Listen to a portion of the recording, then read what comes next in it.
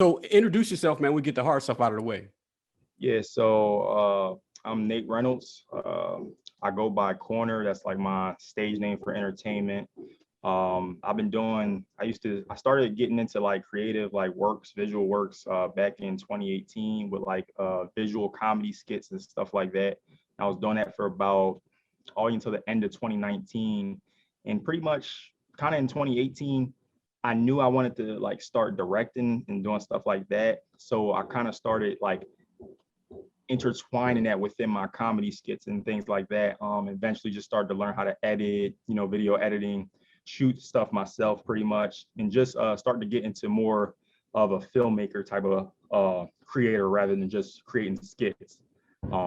So pretty much the last year and a half, I've been pretty much focusing on writing and directing because I see myself more of a writer director. I do act here and there, and that's why I was doing the skits. But that's not really my main thing I'm worried about right now, but I will be getting back into that soon. So we may talk about that a little more, depending on what you ask. Absolutely, man. It's kind of funny that you say you were doing comedy scripts because your short film is like a horror. You said what? I think your short film is more based on a horror drama than it is comedy. Yeah. It's a thriller. It's like a crime thriller. And the one you talk about is Mania. That's actually my debut short film that I did in fall of 2019. So that's when it was released. We shot it in August of 2019, released it in about November 2019.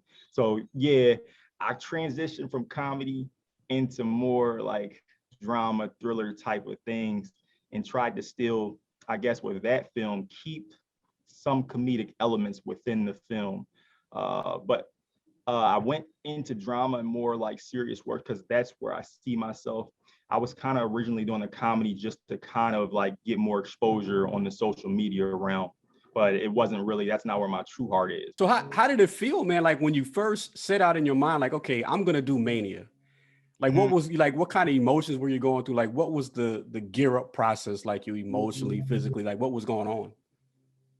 So yeah, so Mania is, yeah, like I said before, Mania is a crime thriller. It was actually, you did say you got a horror vibe. It was originally supposed to be a horror, and that may be why you got the horror vibe. And then again, some people interchangeably use horror and thriller, but they're actually two different things. I do. I'm Um, guilty. I'm guilty. I, but I do. Yeah. yeah, so the vision behind Mania at the time, uh, I had an experience before then. I won't really go too much in depth with it, but the inspirations of Mania was pretty much coming from a point where I just started to want to put out a message because I like to put out messages to help people in my work.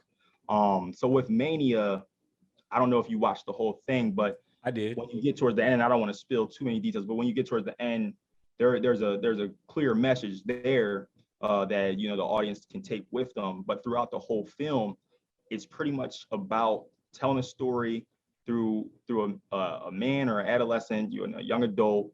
It's just telling a story that you don't want to go down the wrong path with these drugs, man. I mean, I'm not against recreational drug use, but there's a lot of recreational drug use out here that is really messing up a lot of people and the people around them. So I wanted to kind of incorporate that within Mania. But originally it was supposed to be a horror and it was more supposed to be like a zombie type thing Yes. with the drugs. But Yes. I didn't have the resources at the time, or just I didn't feel like going that route anymore. So I kind of tweaked it. I'm gonna go to thriller route. I think I might be able to do a little better job with the thriller route than the horror route. Going back through that process, like tell me what you learned, because you're making your. Have you finished Two Faced yet, or are you still in the process of making it? We're in post production for Two Face. It will be out soon. We don't have an exact date yet, though. Trying to take our time with it. But you're saying it. Have I looked back on Mania? Yeah. Well, I was just going to ask you, what did you learn from making your first short film? Like, like did you pace, how to control the set, the lighting? What things did you take away from that you've incorporated in Two Faced? Yeah, I'm glad you asked that question because each project I do, I learn a lot, and I'm working with different creatives and different filmmakers to make this project come to light or make this project come to light. So looking back on Mania, even after just creating it, there was so much I learned. But I guess just the big points, the big things I took away from it was that, you know, trying to be a director, when you're on set, you can't expect perfection out of everything. It's just not going to happen. So you got to learn how to be content with, I guess, what your talent and your crew is giving you, what your cast and crew is giving you. And, you know, if you don't get, if you're trying to get a certain shot, you're trying to get the take right, if you've hit like the 10th or 11th or 12th take, you know, because I've been a culprit of going to that extent, the 15th, you know, I try to, like, now with my projects, not really go past that high anymore, because, you know, you have to do these things within a certain amount of time. Daylight might be running out, you know, the sun might be saying you need this shot. So that's one thing I took away from Mania. You know, I think I can't say I didn't really account for the time management. So for production, you really have to plan everything out accordingly, so that you're best prepared when you're on set, so that you're not wasting any time.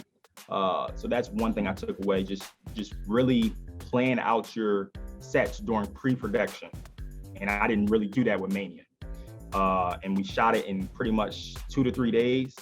So, you know, that's pretty quick. I mean, you could do it. It was a 10-minute short film at the end of the day. But I think now I like to really use more time than just 2 to 3 days to get something like that done.